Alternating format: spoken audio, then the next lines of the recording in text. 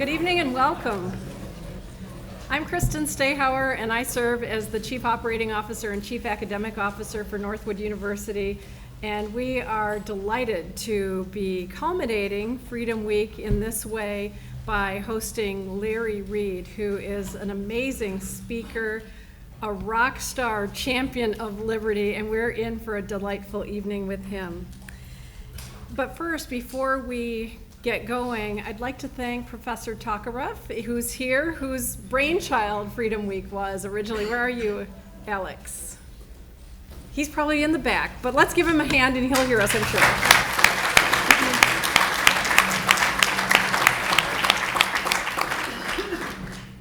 Here at Northwood University, as we all know, our mission is that we develop the future leaders of a global free enterprise society, and that's why it's so important to us to dedicate an entire week to these principles and concepts and hear from world experts on these topics and issues.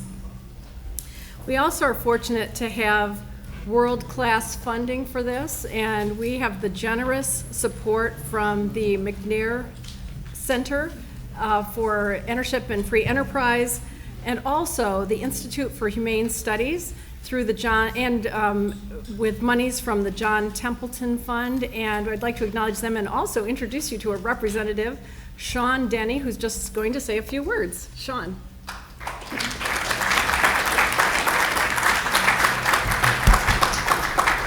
Thank you, Kristen. I just wanted to thank all of you again for being here. Northwood's Freedom Week is not only something that I think Northwood students are excited about, but the employees of the Institute for Humane Studies are as well. You'll notice the surveys are in front of you. These surveys are very important for helping us, just telling us exactly how well Larry's talk is going to go tonight. And they're also very helpful for us determining how the future of our program will look. But if you'd like to learn a little bit more about the types of programs we sponsor, feel free to come talk to me after the event. But back to you, Kristen. Okay, thank you, Sean, and let's hear it again for the Institute for Humane Studies. They have generously supported our programming throughout the entire week. Well, as I mentioned before, we are in for a real treat this evening with Larry Reed. He has been the president of the Foundation for Economic Education since 2008, and before that he was a little bit closer to home here in Midland, where he served for 20 years as the president, the leader of the Mackinac Center, just down the street from us. Although you might have seen that Main Street is quite torn up right now. He actually has some great stories if you have a chance. He has a good story about rolling his car on Main Street on a very icy day and lived to tell about it and got a new car out of it too, I think is the punchline of that story. But he knows this campus well because before being at the Mackinac Center, he was a professor here at Northwood University. And he was teaching classes like the ones that you are in, and that's the kind of world-class talent that we have in our classrooms today. And he is a testament to the far-reaching power of our philosophy here, our free enterprise philosophy at Northwood University. He's going to be speaking to you on the 7 principles of sound policy, and that is a wonderful, thought-provoking piece of information, and he'll hope to interact with you on that. And I'd also encourage you to check out his videos on the FEE, the Foundation for Economic Education website. Phenomenal content there. And so if you're researching a topic or something, you might want to Google him and check out some of his content because it's always of just first-class quality. So without further ado, I'd like to introduce you to a member of Northwood University's family and somebody I've known for over 5 years now, Larry Reed.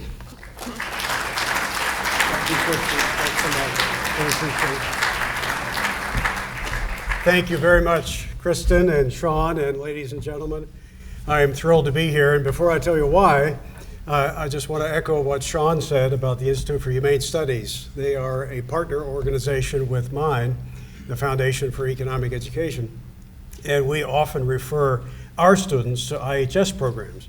We catch them a little younger, and then we say, now that if you like what you heard, you need to go on to an IHS seminar. So I do hope you will visit their website and learn more about IHS after tonight. Northwood is very special to me, and it's always a thrill to be back on campus. This was the place that gave me my start right out of grad school. I didn't have anything to show yet to become a teacher other than a newly minted degree, and Northwood took a chance on me, and I think it worked out great. At least from my standpoint, it sure did, because I thought this was the time of my life. Teaching here for 7 years, many classes right in this very room. And I see you've gotten a great new big podium. We didn't have this when I was here all those many years ago. It'll be 40 years next year. 40 years ago and 40 pounds ago that I started teaching here in 1977. I can hardly believe it. Kristen is right that this was my home, Midland, for 30 years, both when I taught here and then later serving as the first president at the Mackinac Center here in town for 21 years. And I did roll my car just not even a mile from here. It was February of 1980. And I was driving to Northwood for an 8 o'clock. It was at the time, of course, Northwood had trimesters, terms, 3 terms instead of 2 semesters. And in February, that was final exam time for the winter term. So I was coming to proctor an exam at 8 o'clock, and I was coming down Main toward campus, right near Post Street. I know that Ed and Elise Rogers know Post Street well. And another car coming from the direction of the campus was waiting to make a left onto Post Street as I was headed toward campus. But then at the last minute, instead of waiting for me to go on through, they decided they had enough time to turn. And so they turned right in front of me, and I swerved to miss them. And the ravine there is not as deep as it was back in those years, but I lost control of the car, and it rolled and ended up in that ravine upside down, and still chugging for a few seconds. And the window on my side was broken out, and that's how I got out of the car. I crawled out and then up the ravine, and the other guy was more shook up about it than I was. But I've often told the story of how I felt as that car was rolling and what popped into my head, because for a long time I thought, this is not normal. But I was completely, serenely calm about it.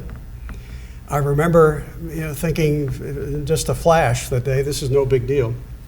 But the thing that most vividly I recall is as it was rolling, I thought to myself, I'm going to get a new car out of this. Which I did, because it was totaled. But it was time for it to go anyway, so it was good timing. But so I have a lot of memories of Midland, the 30 years I lived here, and of the Mackinac Center, and so many good friends in Northwood as well. So thank you for having me back. Tonight we're going to talk about 7 principles of sound policy. And by presenting these, I'm offering to you some philosophical foundations for what I would regard as good policy. If this might be of special interest to you, if you have any interest in going into government in the future to become a senator or a congressman, or in a position of having to craft public policy, I would hope you'll remember these 7 principles. Because even though they may sound very simple, and I confess that they're very simple, they are at the same time very profound. I hope to explain why in each case. I've often thought if these 7 principles could be put on the cornerstone of every state house in the country and in the federal capitol in Washington, and more importantly, if our legislators, congressmen, if they would not only read them as they went to work, but actually practice them, there'd be a lot less mischief in the country. I doubt that we'd have a $19 trillion national debt, and we'd have, I believe, a freer and more prosperous country. That's how important these otherwise rather simple but profound principles are. They're not original with me. You may recognize several of them. They come from a variety of other people. I've simply collected them, put them into this talk, provided my own examples to illustrate the points, and presented them as 7, but not the only 7, principles of sound policy. Here's the first one. Free people are not equal, and equal people are not free. Free people are not equal. And equal people are not free. Two parts to this. And I'll take each part separately, each half of this first principle separately, and explain its importance. But first I should say, well, what kind of equalness am I referring to? We use that term equality in a lot of different contexts. If we mean, say, equality before the law, I hope there would be no dispute about that here. I mean, that's the idea that, you should be judged innocent or guilty of something you may be accused of based upon whether you did it, not according to your race or your place of origin or your faith or your gender. Equality before the law is an important pillar of Western civilization, and I don't think is likely to be in dispute in many places, even though we do fall short. There's no question about it from time to time. Although America has been dedicated to this idea, we sometimes fall short. But not as short, I think, as most of the rest of the world has fallen, and most of history. That's not the kind of equality I'm referring to here. I'm talking about a little narrower definition. I'm talking about economic equality. So you should think of this first principle in light of that special focus. Free people are not economically equal, and equal people are not going to be free. Think of it in terms of purely economics, purely material possessions. I'm not suggesting that material things are everything in the world. They certainly aren't. But they are important. Material things like food and clothing are what keep us alive. And if you want a higher standard of living, you want more of those things and things like them. So they are very important. But I'm suggesting to you that when people are free, they're not going to generate the same incomes in the marketplace. They're going to be unequal in the marketplace. They're all across the board. You're going to have some people who have a lot more than other people do. And people at different stages of their lives may vary widely in what they possess economically. Typically speaking, if you're very young, right out of school, you're probably renting somewhere, you don't have very much, you're struggling to make a car payment. But if you're successful in life, maybe by age 60, you will possess a lot more in material things. So even in our individual lives, we tend to vary widely over time in terms of the material things we possess. What I want to stress with this first principle is that if people are truly free, and by that I mean, free to make your own decisions, to live your lives. Somebody else isn't living your life for you by telling you at every turn what you can do. You don't have government, for instance, all over the place telling you at every turn what you can and can't do. If people are free, they will generate differences in incomes. Why would this be the case? We hear so much today, don't we, about so many lamentations about inequality of wealth. You hear people all the time. Bernie Sanders, when he was running for president, was constantly talking about economic inequality and lamenting it, saying that people should be more equal. And whenever he meant, we shouldn't be using the government to get something at other people's expense, I was cheering him on, but he was more often than not talking about something much more sweeping than that. Free people are not going to be generating the same incomes for several reasons. One, talent. Right? We're different in terms of the talents we have. Why would you expect two different people with very different talents to generate the same incomes in the marketplace? Talent alone should explain a great deal of economic inequality. And as you observe people, you may have discovered too that some people don't discover what their best talent is in life until late in life. Here's a quick story from Michigan that makes this case. How many of you heard Bert Folsom this past Monday night? Okay. I learned this originally from him, a great friend and one of the finest historians in the country. But he told me once, after he did some research on this, about how the Kellogg Company got started in Battle Creek. Did he tell that story Monday night? Oh, good. It just occurred to me that maybe I'd be telling something you heard just a few nights ago. So this comes from Bert Folsom, but to make a long story short, there were two brothers growing up in the late 1800s in Battle Creek, Michigan, two Kellogg brothers. The older one was John Harvey, and the younger one was Will Kellogg. And as they grew up, there came to be a consensus among people who knew the family as to which of the two brothers would succeed and which would have difficulty.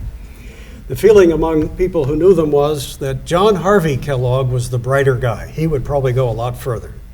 He'd be famous someday. He'll probably make a lot of money. But the view of Will, on the other hand, was a little different. People thought, he doesn't seem to have any aim in life or any ambition. He's a little slow. He'll probably end up working for his older brother. Well, in fact, he did for a time. But before he did, Will Kellogg tried his hand going door to door as a salesperson, selling things like brooms. But that didn't work out. That didn't last very long at all, because it turned out at that age anyway, he had a very timid personality. He would knock on doors, and when people would come to answer, he'd kind of crouch a little bit and look down and say, you wouldn't happen to want to buy a broom, would you? And you know, he wasn't a dynamic salesperson, so that showed up in his sales numbers. So he didn't succeed at that. Tried a few other things, but ultimately he went to work for his older brother, Dr. John Harvey Kellogg by that point, who had started a increasingly well-known hospital and sanitarium in Battle Creek. Famous for some of the food fads and unusual treatments that John Harvey prescribed or experimented with. One of the things that he had his younger brother do was to prepare the breakfast food every morning for the patients. And Will Kellogg did this for 25 years, never having earned in all that time more than $25 a week for doing, among other things, preparing the breakfast food. Now, in those days, $25 a week was a lot more than it would be today. But he had to follow the formula that his older brother had put together. It involved mixing some grains and with water, maybe milk, I'm not sure. But anyway, formulating a moist gruel and then doing that the night before, covering it, and then coming in the next morning before breakfast time and running a rolling pin over it, cutting it up into squares and serving it moist in bowls to the patients. And he did that faithfully for many, many years. But one night, for maybe it was the temperature or I'm not sure why, but he forgot to cover it. And when he came in the next morning, it had dried out. And when he ran the rolling pin over it, it just flaked up. And at first he panicked. He thought, oh my gosh, is it still good? You know, this is not the way it's supposed to be. Now it's going to have crunch to it. Are they going to like it? What's my brother going to think? But that was all there was, so he had to serve it. And guess what the reaction of the patients was? They loved it. They said things like, why don't you serve it this way all the time? Well, we like the crunch. Don't serve us that moist stuff again. Well, he gets the idea, and at this point he's like 46 years of age. He gets the idea that, wow, so many patients seem to like this. They're asking for it when they go to check out of the hospital. They're saying, can we buy that by the box and take it home? There was no such thing as ready-to-eat cereal in a box at that time. Americans ate bacon and eggs and porridge and stuff like that. There's nothing you could buy in a box and put milk on it and eat it like we do so often today. So he went to his older brother and he said, we can make a lot of money off of this. Let's box this stuff up and sell it, not only to the patients when they leave, but beyond. And his older brother refused. And he said, no, you did it wrong. That's not the way it's supposed to be made. It's for my patients. It's exclusive to the hospital. No, we're not going to do that. He pleaded with him forever and couldn't get him to do that until finally, at age 46, Will convinced him at least to sell the patents to him for the stuff. He wouldn't even give them to him. And he left his brother's employment and moved to Dayton, Ohio, where he knew he had just enough capital maybe to develop one product and hoped that it would go off. So he test marketed different kinds of grains by this formula he devised. Discovered that people seem to like corn the best. And so he started the Kellogg Company, and its one and only first product was cornflakes. And it sold like crazy all over Ohio and Michigan, and the Midwest. A friend came to him at one point and said, you need to break into the New York City market. If you can do, you're all wondering, what's this got to do with the first principle? I'm coming to that. This friend said, you need to break into the New York City market. If you can change New York City habits for breakfast, wow, you can make a lot of money. You might catch the attention of Madison Avenue. Maybe you can take this nationwide and even further. So Will says, yeah, I got to do that. How am I going to get New Yorkers to eat my cornflakes? New Yorkers are a tough bunch. You all know that by reputation, right? Some maybe not deservedly so, but sometimes they're thought of as a little rude, hard to get to change their habits and so forth. I remember hearing a story about a man going into a restaurant and ordering New York cheesecake. And the waitress came and brought it, and he said, "That's not New York cheesecake." And she picks up the plate and slams it back down in front of him and says, "No, it is." His little gruffness makes it New York cheesecake. So Will had to come up with a scheme. How's he going to sell cornflakes to New Yorkers? Well, it turns out this guy that everybody thought had no particular talent, no obvious talent, at age 46 or so, he discovered he really had a marketing talent in a sense that he never realized before. He came up with a unique marketing campaign that took New York City by storm. It had a motto to it, and it was called "Wednesday is Wink Day in New York." Wednesday is Wink, W-I-N-K, Day in New York. And he went to all the grocers in town with his placards and posters, and he said, "Here's how this works. I'll put the signs in the window for you. When a housewife comes in to your store on a Wednesday, and if she winks at you, she gets a free box of Kellogg's cornflakes." And you know, this is, maybe doesn't sound like a whole big deal to us, but this is like 1890 America, where a woman doesn't go into a store and wink at a man who's not her husband. This was a little bit risque for the time. But New York housewives went for it in force. They loved it. They loved the marketing campaign. They loved the cornflakes. In no time at all, he was sending trainloads of cornflakes to New York City. And from there, cornflakes and other Kellogg products went nationwide and ultimately worldwide. Hardly a person in the world who hasn't either eaten something made by Kellogg or at least knows the name. Well, I provide that as an example to you of somebody who had a tremendous talent, maybe a little luck and pluck as well, but didn't discover it until late in life.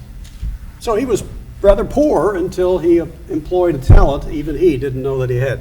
So talent is one reason why you have to expect that free people are not going to be equal economically. Another reason is our industriousness, our willingness to work. Doesn't that explain differences in income to a great extent? Some people work harder and smarter and longer than others, and that surely can pay off in terms of the income that you generate.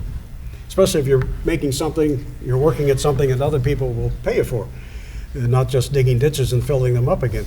But industriousness helps explain differences. We don't all work the same, and so we must expect inequality in income as our reward for different degrees of how we work. And a third reason that you have to expect that free people will be unequal is our savings. Savings. If the president tonight could equalize our material possessions, if he could by wave of the wand make us all equal economically, we're earning the same regardless of our contributions to the marketplace, we're all making the same, we all possess the same, we're equal economically. That would be like Bernie Sanders' utopia. We would be unequal by noon tomorrow for this third reason alone. Because some of us would save it and some of us would spend it. So you'd have, if you could somehow make people equal quickly, you'd quickly find they'd be unequal again for that third reason alone.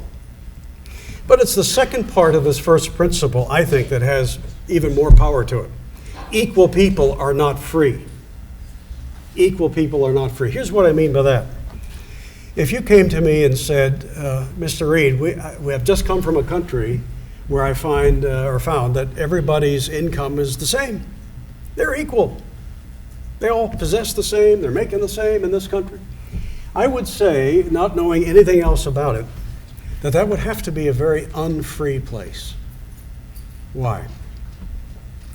Let's say I'm the emperor and I put each of you in charge, or any of you in charge of making people equal, and I would say, come back to me in a year and report to me about your success. Your job is to make sure everybody's economically equal. How would you go about achieving that? Could you just give speeches about it and expect people to become equal economically? Could you just go around saying, oh, if you got more than the next guy, you should feel bad about it. You should give some of that up, give it away. Equalize yourself with other people. How successful do you think you'd be? So what would it take? If you had to put it in a single word, what am I thinking of?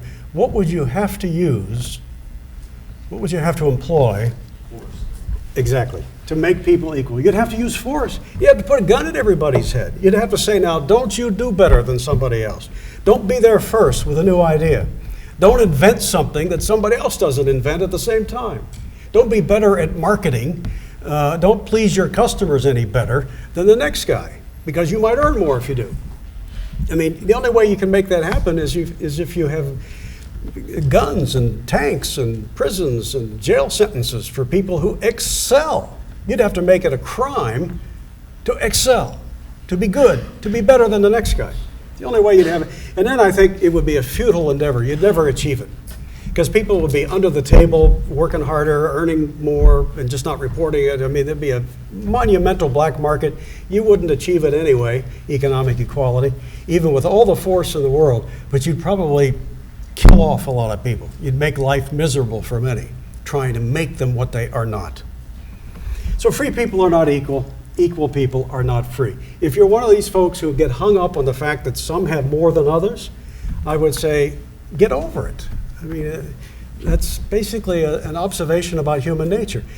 That's not to say, however, that we don't sometimes have poor public policies that bestow special privileges or subsidies or favors, on some that disadvantage others. We do all the time. And as a believer in the free market, I have strenuous objections to that. If people are going to be unequal, I want it to be because of things like their talents and their abilities and their willingness to work and their savings and so forth, not because they got some special favor from the government. But if you don't have those kind of favors, if it's a fair field and no favor and you get to be free and do your thing, expect inequality and don't lament it, because to lament it is to object to other people exercising their individuality, which is certainly something you'd want for yourself. That's the first of the 7 principles, and you're all wondering, is he going to spend as much time on the other 6? I will not, because I think that first one is so critical. I'll spend a little more time on that, but we'll go through the others more quickly. The second one is, what's yours, you tend to take care of. What belongs to everybody, or nobody, falls apart. What's yours, you tend to take care of.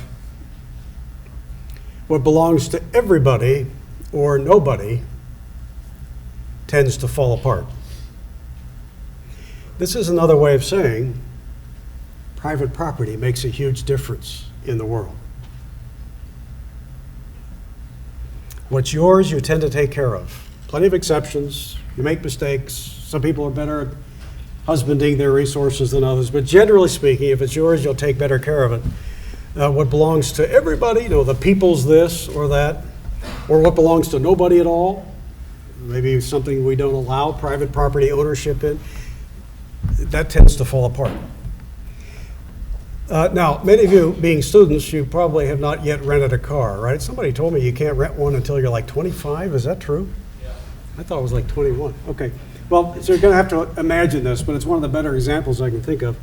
When you are of age to rent a car, how often do you think, when you're about to turn it back in, how often do you think you'll wash it? How many people wash a rental car? There was one time I asked an audience that, and I did have a hand go up. And I pressed the guy, and he said, well, I actually own the local enterprise rental car place, so I wash them all the time. But if you're renting somebody else's car, it's just not the same as if it's yours, is it? What if it's owned by, quote, everybody? The government likes to do this. Oh, well, this is the people's, like in China for years. Oh, the people's this, the people's that. Well, what does that mean? Does that mean you get to go and sell your share if you decide you really don't want it anymore? No, you got to pay for it and use it according to the politicians' prescriptions regardless. But if it belongs to everybody, that changes the incentive structure. All of a sudden, if you are part owner with everybody, you have every incentive to use it, don't you? Maybe even abuse it, maybe overuse it. But what's your incentive to take care of it? If everybody else can benefit from your taking care of it and walk off with what you create to make it better, pretty soon you're going to get tired of trying to make it better. You're just going to get on the gravy train and get all you can for yourself. I have a friend who happens to be the president of a country right now. I'm going to have lunch with him in New York next week when he's in town for the UN General Assembly meeting. He's president of Mongolia. And some years ago, he was prime minister twice. And he visited us right here in Midland at the Mackinac Center in between his 2 times as prime minister. When he became prime minister the first time, it was not long after communism ended in Mongolia, like about 1990, 91. And when he was here in Midland, we didn't know that he was going to become prime minister again, and then later president, which he is to this day. But while he was here, and I asked him to speak to my staff at Mackinac, I said, he went by the nickname EB, because you couldn't pronounce his full name. I said, EB, tell us about what your proudest achievement was in your time as prime minister. And without skipping a beat, he said, well, he was only prime minister the first time, about a year.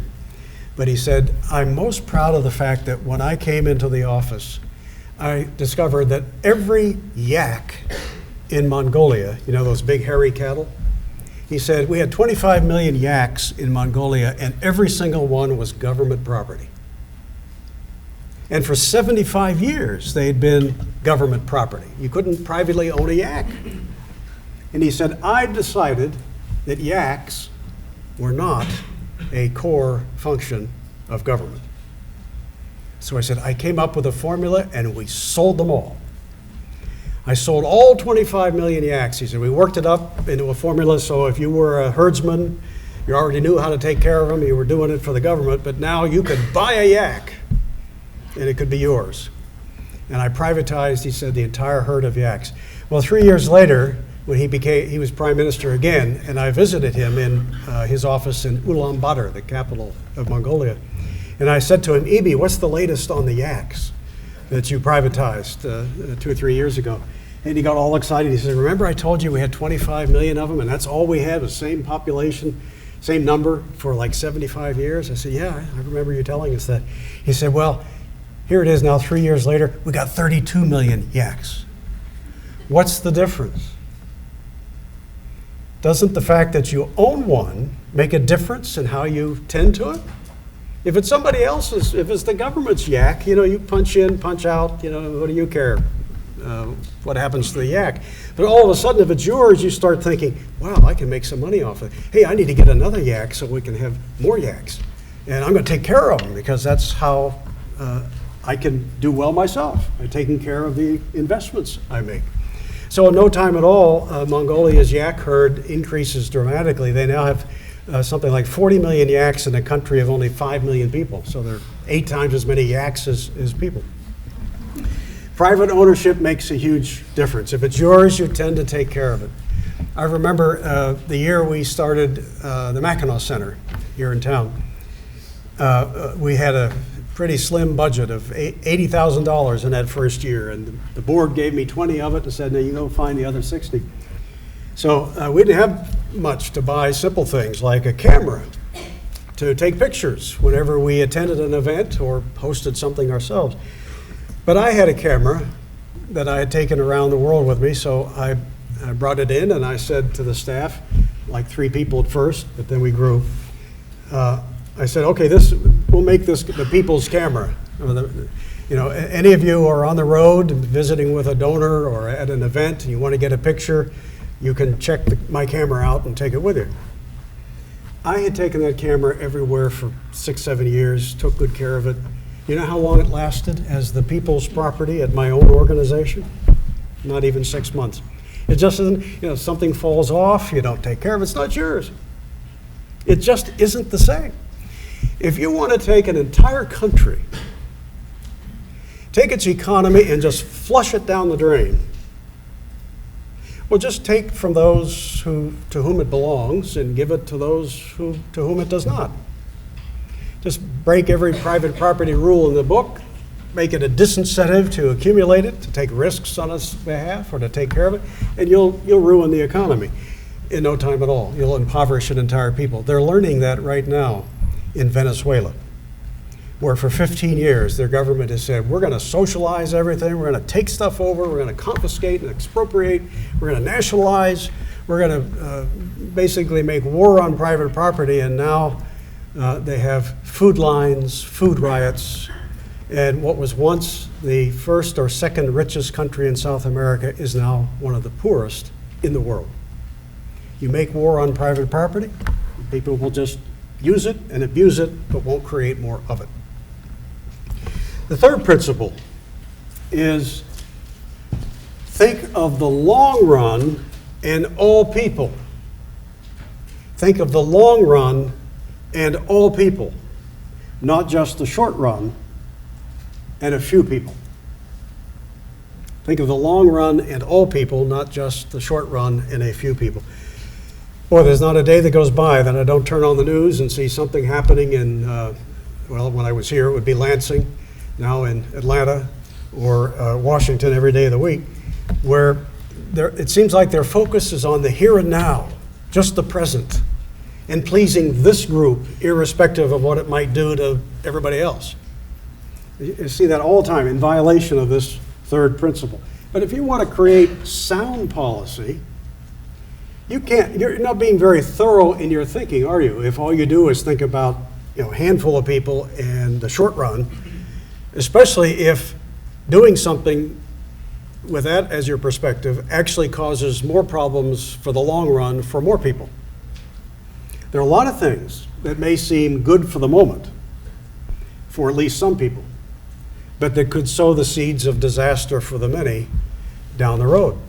That's how we got to a $19 trillion national debt, because previous politicians thought, oh, well, let's do this group wants it and needs it, and we need to get reelected, so let's shove a little money out there, we'll just issue bonds and borrow for it. And here we are, $19 trillion in debt, and what are we doing? We're sending the bill for that to you people and your kids and their kids. In my mind, that's one of the most morally unconscionable things that we're doing in government today. It isn't just bad economics to spend for the moment and for government to do something for the moment and then send the bill to generations you don't even know. That's not just bad economics. That's lousy morals. That's lousy character. I don't know how they sleep at night when they think, oh, well, let's shovel this out today. We don't have the money, so let's just borrow for it. And the next generation or the one after that, they'll pick it up. They'll pay for it. They won't enjoy any of the benefits, but we'll make them pay for it. It will be gone, so what do we care? John Maynard Keynes, Keynes, was a very famous economist of the last century. In my mind, mostly a crackpot. But he was the architect of a lot of the growth in government and the idea that you can spend your way into prosperity. And he was asked one time, Mr. Keynes, if we follow your advice and the government spends more that it hasn't got and it borrows and it prints money and pays its bills that way, sends the bill to the next generation, won't that mean at some point the dollar may go down in value and maybe become worthless someday, something to that effect? And his famous reply that people laughed at, they thought, oh, wow, he's so smart. His famous reply was, in the long run, we're all dead anyway. Which is another way of saying, who cares? If those suckers in 2020 get the bill for it, we'll be gone. Let them worry about it. But today is the tomorrow that bad economists like John Maynard Keynes told us we could safely ignore. Today is that tomorrow. Do you want to leave that kind of legacy for your children and still be able to sleep at night? That's what I like to ask. If you think of the short run and only a few people, you'll be led down paths that could produce destructive habits. Like the guy who goes door to door in his neighborhood when his neighbors are away, and he's trying to find whatever loot he can pick up. He's stealing money from people's homes, and then he runs out to the local shopping mall and spends it. Okay, spends all this loot that he's just stolen home to home. He spends it at the shopping mall. Now, if you went to the mall afterwards and you interview the shopkeepers and you ask them, well, was this guy's behavior good or bad for you? What would most of them say? Oh, yeah, he stimulated the economy. I mean, I'll hire more people if he's coming back. So he was a public benefactor. But would you be thorough in your thinking? You're looking at just a handful of people, the direct and immediate here and now beneficiaries. You're not looking at, well, what about the people from whom the money was taken? Is this the kind of behavior that is good to encourage for the long run? Is this good for society? No. So being good for a few shopkeepers is not the same as being good for the society as a whole. But if all you're interested in is the short run and what a handful of the immediately affected people have to say, well, then you might say, oh, we need to do more of this. So think of the long run in all people. When you do, all I'm saying is maybe you'll still come to the same conclusion. Maybe you'll say, well, I want to do this anyway, but maybe not. But at least you can say, I was thorough in my thinking. I asked questions that a lot of people never bother to ask. They just want it now. You don't care where it's coming from, who pays the bill. Après moi le déluge, as the French say, after me the flood. That's not, that doesn't lead to sound policy. The fourth principle is if you encourage something, you get more of it. If you discourage something, you get less of it. If you encourage something, you get more of it. If you discourage something, you get less of it. This is another way of saying that human beings are creatures of incentives and disincentives. If you encourage something, you get more of it. If you discourage something, you get less of it. We are creatures of incentives. If you have incentives in front of you, you tend to do those things. If you have disincentives, punishments, lack of reward, those kinds of things, if you have disincentives, you tend to do less of that. So let's say if you wanted to encourage idleness and unemployment. I mean, who wants to do that, you might say. Sometimes, though, we have policies that have that effect. But let's suppose you deliberately decided you wanted to incentivize people so they will be idle and not work. What would you do? Pay them not to work. And if they did work, tax them good and hard. So they'll say, oh, I guess I'd rather stay at home. Well, we had policies in America for years, and to a considerable degree we still do, that actually had that effect. Previous American welfare policies from Washington had that effect. It's so dramatically so that even a Democratic president, Bill Clinton in 1996, admitted, okay, I'm going to sign this welfare reform bill because he kind of had come around to realizing we were paying people for bad behavior. We were paying fathers to leave the home, so they left the home. We were paying families to break up. We were paying people not to work because if they were getting something from the government and then they decided, well, I think I can work on the side, that income was heavily taxed. Sometimes the marginal tax rate was 100%. It knocked you out of the welfare program, so now you go to work and they cut your benefits accordingly. So why work? We had all kinds of disincentives built into our welfare program, still do to some degree, that encouraged bad behavior and discourage good behavior.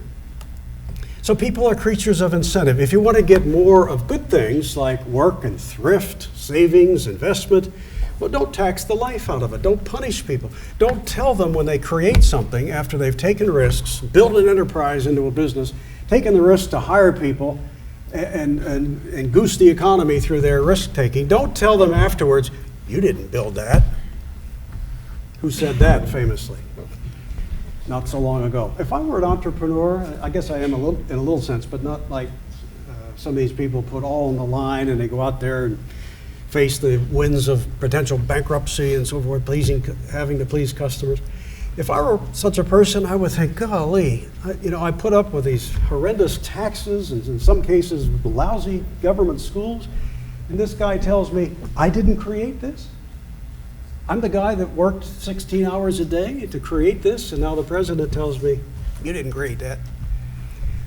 I mean, talk about discouraging the things we want more of. I thought that was a very unfortunate comment that ran afoul of this fourth principle. Number 5 is nobody spends somebody else's money as carefully as he spends his own.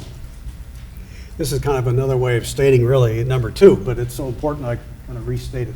Nobody spends somebody else's money as carefully as he spends his own.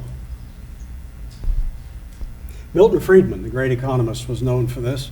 In fact, he took it a little further.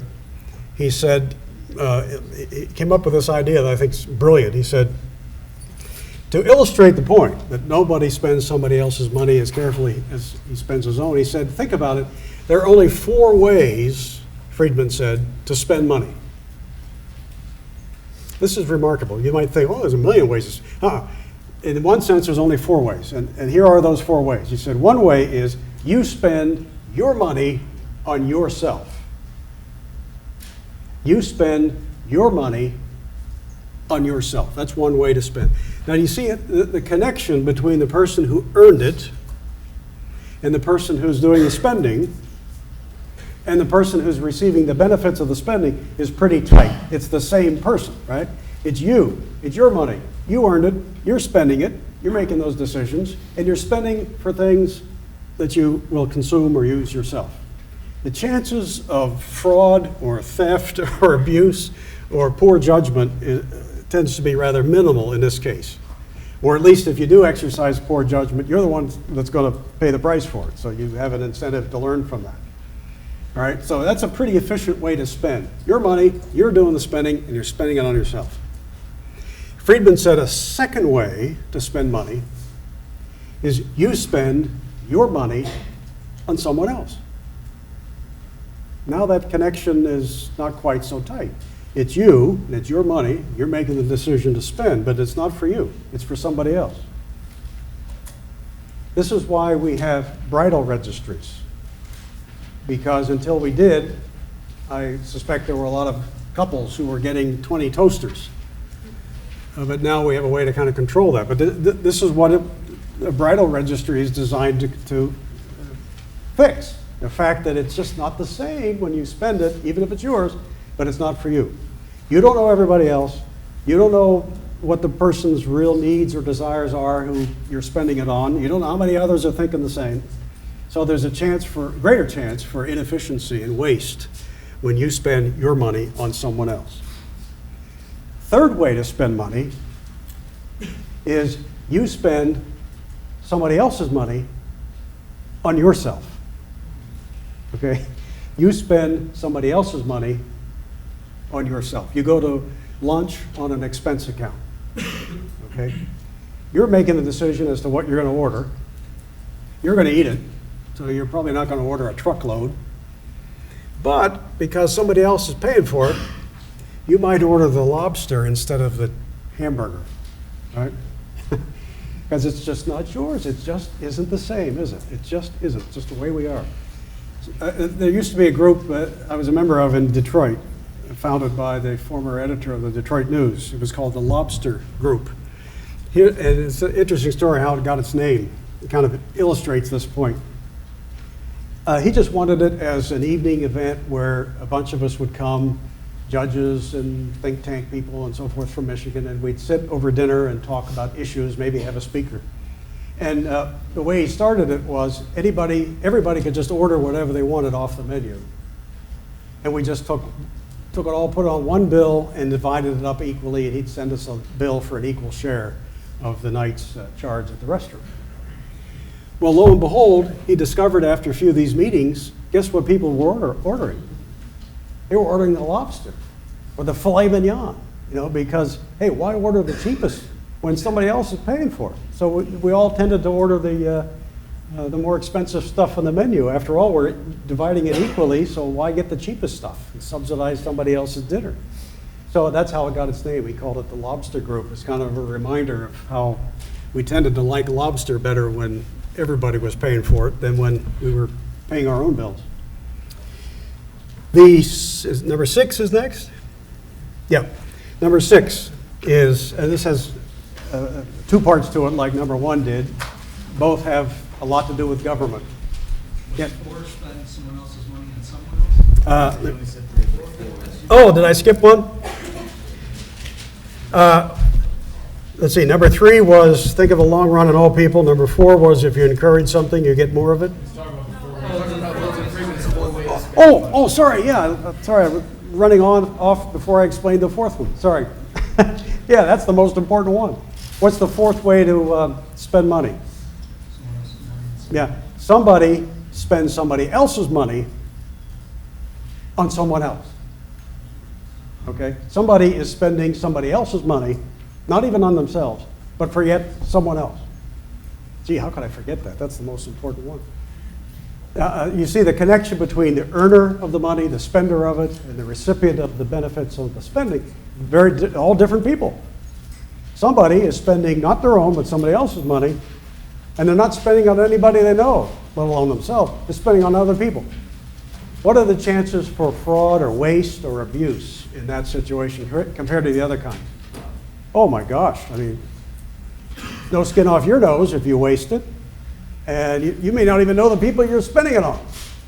It's not your money. You didn't earn it. Well, the chances for waste are the highest when the earner and the spender and the beneficiary are all different groups of people. Which one of those 4, Friedman asked, is what government does every day of the week? It's the last one, right? Which is yet another reason why I think you want to keep government small, because by definition, it is some people spending other people's money on yet other people. The chances for waste are pretty substantial. You got to really watch that like a hawk. Like I remember, I'll bet not many people here remember the Marx Brothers. Us old timers do, but they were I thought one of the greatest comedy teams of all time. But Groucho Marx he was the big cut up all the time, and his brother Harpo, who never said a word, standing next to him, and they were Groucho was talking to some guy, and of his own brother, he says, he's honest, but you got to watch him. That's really what Ben Franklin had in mind when he said, after he left the Constitutional Convention in 1787, somebody asked him, Mr. Franklin, what form of government have you given us? And he said, a republic, madam, if you can keep it. That was his way of saying, we put it on paper, we gave you something special here, but you got to be vigilant, because government tends to grow, sometimes for not very good reasons, if you don't keep your eye on it and restrain it. Okay, those are the 4 ways to spend money that illustrate principle number 5. Number 6 is government has nothing to give anybody except what it first takes from somebody. That's the first half of this principle number 6. Government has nothing to give anybody except what it first takes from somebody. Oh, you mean it's not a fountain of free goodies? That doesn't come from Santa Claus? Government has nothing to give anybody except what it first takes from somebody. And then the second half of it is a government that's big enough to give you everything you want is big enough to take away everything you've got. A government that's big enough to give you everything you want is big enough to take away everything you've got. Now, that's a mouthful, isn't it? I'll restate that in its entirety one more time. Government has nothing to give anybody except what it first takes from somebody. And a government that's big enough to give you everything you want is big enough to take away everything you've got. There is a trade-off. You can't expect it to be that fountain of so-called free goodies when, first of all, it's not free. Somebody's paying for it. And secondarily, if they have the power to give it to you, they have the power to take it away, and maybe other things too. That's one reason why our founders were very skeptical of people who wanted to concentrate power and money in the federal government. They said that's a dangerous mixture. You mix lots of power with lots of money, you're going to have corruption, you could even have tyranny. You don't want to do that. Yet that's a lesson we had to learn painfully in our history that so many Americans seem today to be forgetting. I'll tell you a quick story. I know I'm running late, and I haven't. Maybe I better not tell you that story. If we have time in the Q&A, I could. It's a story about the wild hogs, but I need to give you number 7 and open it up to some questions. If that happens to be one, I'll tell you during the Q&A. The 7th and last principle is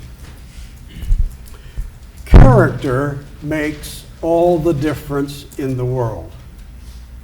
Character makes all the difference in the world. In some ways, maybe this is the most important principle. I've often thought that, the problems that we face that so often capture the headlines, the national debt, the runaway spending, and what have you, many people are concerned about those things, but they are manifestations of something bigger. They are manifestations of what we as a people have allowed our character to become. What do I mean by character? We use that term, don't we, in a number of different ways. Sometimes we say, oh, he's a character. That doesn't mean he has character, right? You can be one without having any. A character, in one sense, can mean, he's just a cut up or whatever, but to have character, in the positive sense, I think means things like you're honest, you are self-reliant, to the extent your abilities allow you to be. Some people can't be, but most of us can, to a considerable degree, be self-reliant, therefore not be a burden on others. It also means being humble, intellectually humble, realizing that, hey, you may be a smart person, but you don't know everything. And as much as you may know, there's still a universe of knowledge out there you don't know. That's why sometimes I start a lecture to students by saying, hello, fellow students, because I think the right attitude in life when it comes to knowledge and education is not that, well, that's what I get when I'm in school, then I don't need it there anymore thereafter. The right attitude is learning, gathering knowledge should be a lifelong endeavor. It's a sign of good character to realize, hey, I'm not the smartest thing in the world. There's a ton of stuff I don't know, and I want to continue to learning until I can't learn anymore. I think that's one of the important elements of the formula for success in life. Don't give up on learning. It's not just what happens in formal schooling alone. Character also means courage. I don't see how a free society could survive without people of courage, do you? Here's why. It doesn't take very much knowledge of history to realize how frequent it is that people who want to be free are transgressed against by those who won't let them. That's the story of history. The number of people who lived on this planet, we have about 8 billion now. I don't know what the number total would be over all time, maybe 10, 11, 12 billion, I don't know. But the number of those people who could be said to have lived in any considerable degree of freedom, very small. Single-digit percentage, I'm sure. Most people in history have lived as slaves or serfs, or in some fashion, always in fear of what the big guy at the top might be able to do to them. That's been life for most people who've ever lived. Those who could say, oh, I live in something different, I live in freedom, that's a pretty small number. It's a rare and precious thing. And in my belief, it is connected inextricably with character. I don't think, you look at history, I don't find a single people in all of history who rose to any significant measure of freedom without a reliance upon character, who mustered the courage, the integrity, the honesty, to treat each other respectfully. They had the character to lift themselves out of some kind of bondage into freedom. And I don't know of any people who ever lost their character who kept their liberties. No exception. That's how important. So you have to decide, okay, is freedom important to me? Do I want to live my life, or do I want others to live it for me? Do I want the government to live my life for me, or do I want to live it myself and have broad sway over the choices that confront me? You have to decide whether your character meets the standards for liberty. In fact, I have a little book tonight, and this is going to be a test of economics because I don't have enough for everybody, but I'm giving it away. so that maybe I'll just say this. Maybe you could team up. If you have a roommate or a friend with you, and everybody, it's groups of two, somebody took one, I think we might have enough. Or if you know you're not going to read it no matter what, I'd say don't take it. But the message of that little book that I invite you to take afterwards is that liberty and character are the two sides of the same coin. Okay? When a people lose their character, when they start lying to each other, when it's no big deal to elect people who lie. Oh, that's why we expect that. And it's okay as long as I get something for me. You know, that's a sign of character erosion. When people allow their character to erode, when they think, oh, I don't want to be self-reliant, I expect other people to give me something. I expect other people to bail me out and give me goodies, work for me, whether they like it or not. When people say, I don't want to be courageous, you know, in the face of challenges, we'll let somebody else do it. That's not conducive to a free society. There are plenty of people in this world who would be happy to take your liberty from you at the drop of a hat if you give them the chance. And they're not just overseas, they are in your midst as well. Character makes all the difference. So if you want good policy, I think you can't elect bad people. You want good policy, you want people who have good character. And I'll leave you with this thought, because it's on my mind all the time these days. There is a little noticed, but something that deserves a lot more attention, little noticed fact of ever-increasing government that we should be thinking about. Because there are lots of people who think, hey, even though government's 8 times the size it was in terms of what it claims of our income than it was just 100 years ago, that's not yet big enough. There are plenty of people who wanted to get bigger, seem to have no limit on the upside for how big it should get.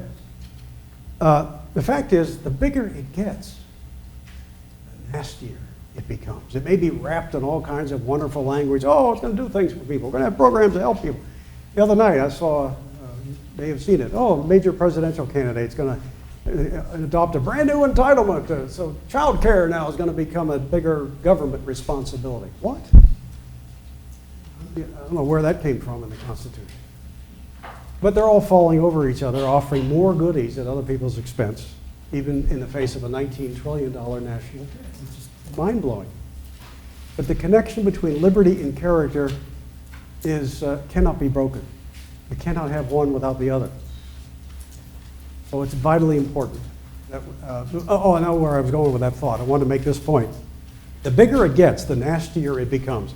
And have you noticed, especially old-timers here, have you noticed how rotten and mean and nasty campaigns have gotten today? Oh my gosh. Well, why is that? That is a natural outgrowth of the massive expansion of government. It's now in charge of so much, it's spending so much of other people's money. Everybody's fallen over themselves either to get their share of it or to keep it off their back. They'll do anything to get in charge of it. Wow, it's notoriety, it's power. And so as a result, good people, and I hear this all the time, good people say, oh, I wouldn't want my name dragged in the mud. I'm not going to do that. Have you heard that before? Have you heard good people that maybe created an enterprise and they say, oh, politics, dirty business. I don't want to get into that. I hear it more and more. The bigger it is, the dirtier it becomes. And then what happens? The good people say, I don't want any part of that. So who then do you have as your choices? The bad people. Snowball effect. So character makes all the difference. If you want sound policy, don't expect it from people of lousy character. With that, I'm happy to say thank you for being so attentive. It's been a long hour, I know, and I won't be offended if any of you have to go. But if we have questions and time, I'll be happy to take them. Thank you.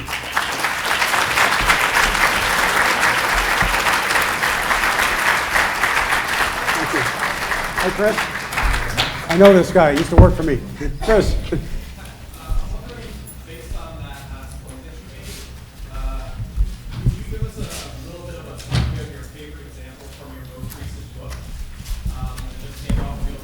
Oh, yeah. I didn't cue him up to do that. This one I happen to have a few copies with because I know there's some old friends here tonight. I wanted to be sure you got one. For everyone else, I have to just say if you like that theme, it's available on Amazon. But it's called Real Heroes, subtitled Inspiring True Stories of Courage, Character, and Conviction. And it has 40 chapters on each one on a different person from the past, in most cases, a few who are living. So you're asking for an example of one of those.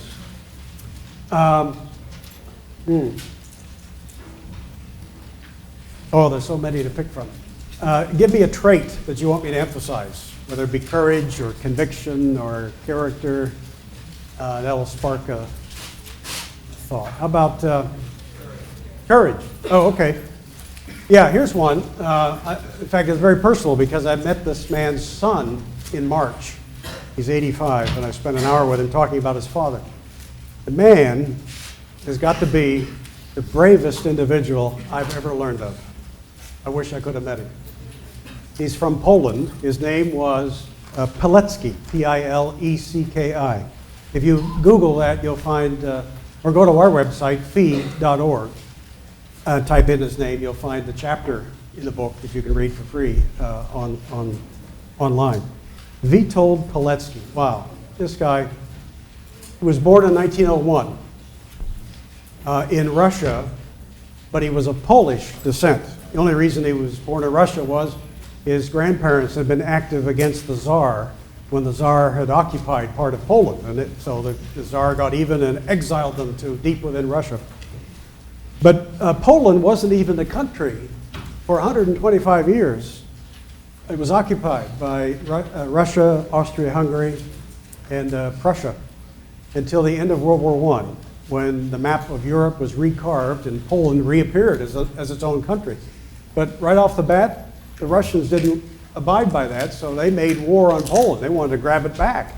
And this young man, he was 17 in 1918, Mr. Pilecki. He joined the Polish army to fight for the independence of his country, and for 3 years, he was decorated many times. He fought bravely for Polish independence until it was won in 1921. If nothing else had happened in his life, you'd have to say that's worthy of at least a footnote. Brave man, well decorated, early stage of his life, gave it all, nearly, for his country.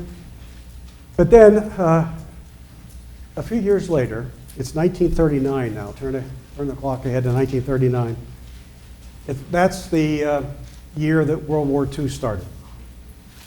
Pilecki, in those interwar years, raised a family, had 2 children, both of whom are still living now in their 80s. And here comes 1939, September 1, the Nazis invade Poland from the west, and the Soviets 2 weeks later invade Poland from the east by secret agreement. What does this young man do with 2 young children at home?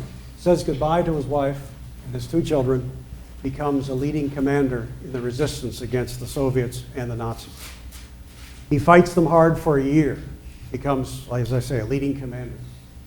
But then in 1940, Polish resistance fighters are getting wind of this place in southern Poland, where they have reason to believe some pretty dastardly things are going on, called Auschwitz, the infamous Nazi concentration camp. All they know is that a lot of their compatriots have been taken there. They need to find out what's going on at this place called Auschwitz. Witold Pilecki comes forward and he says, we have to get somebody on the inside. I will volunteer to be arrested in the hope that the Nazis will send me to Auschwitz. Hoping to go to Auschwitz. That's his plan. Well, it works. He walks into a roundup of some 2,000 Polish citizens by the Nazis. He's briefly tortured, interrogated, and sent to Auschwitz, where he becomes inmate number 4859. What does he do in this awful concentration camp, infested with lice, terrible conditions and brutalities, unimaginable? What does he do? He forms a resistance against the Nazis from inside. A powerful resistance. In fact, the combination of all his various reports, the documents that he stole along with his comrades, stole from the Nazis and smuggled out. They even put together for about 6 months, from spare parts, a radio transmitter, and were transmitting from inside Auschwitz what was going on in the Holocaust. The combination of all his reports become known in the West as Witold's report, the first comprehensive reports from inside, eyewitness accounts from inside a Nazi concentration camp, and indeed the most infamous of them all. Well, he does this for almost 3 years.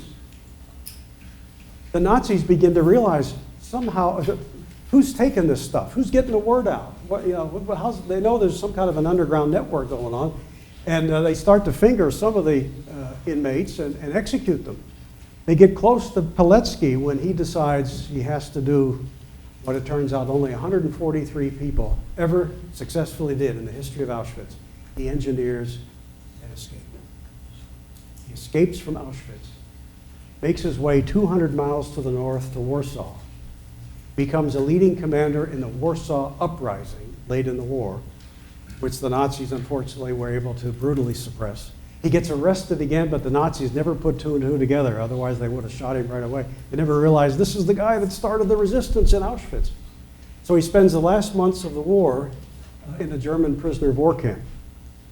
Liberated when the war ends in May of 1945, Pilecki finally, for the first time in years, enjoys about 4 months of freedom. The Polish army sends him to Italy, in fact, after the war, for the summer of 45. But then in September of 45, it becomes apparent that, hey, the Soviets who have invaded Poland, they're not going to leave. And the Polish army says, we need to send somebody back into Poland to spy on the Soviets. Who better to do it than Witold Pilecki? So he volunteers again. He says, I'll be the spy. He goes back in, and for 2 years, in his own country, underground, he's spying on the Soviets and reporting to the world what they're up to, what they're doing to Polish citizens, and so forth. Until finally his cover is blown, and he was arrested. His son, whom I met, Andres Pilecki, in March, still remembers well the trial in 1947, or 48. 48.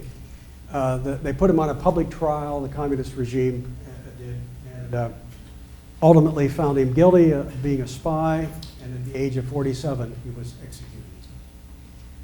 Now, that's an example of somebody who put it all on the line. Wow, I can't imagine such bravery. But thank God there are such people, because there are nasty people, always have been, who think nothing of taking liberty from others if given power and the opportunity. So that's a chapter in the book, and I think one that will be well received. Oh, postscript on that.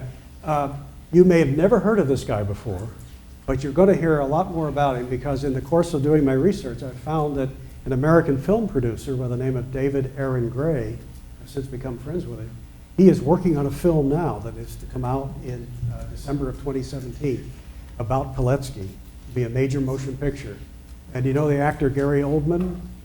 He's been selected to play the role of Pilecki. So the world will finally begin to know about this man when that movie comes out at the end of next year. Yes, sir. In terms of the 7 principles of public policy, how do you equal that with taxes? Not as we have it now, but the philosophical basis of it. Because forced taxes violates 2, 4, 5, Yeah.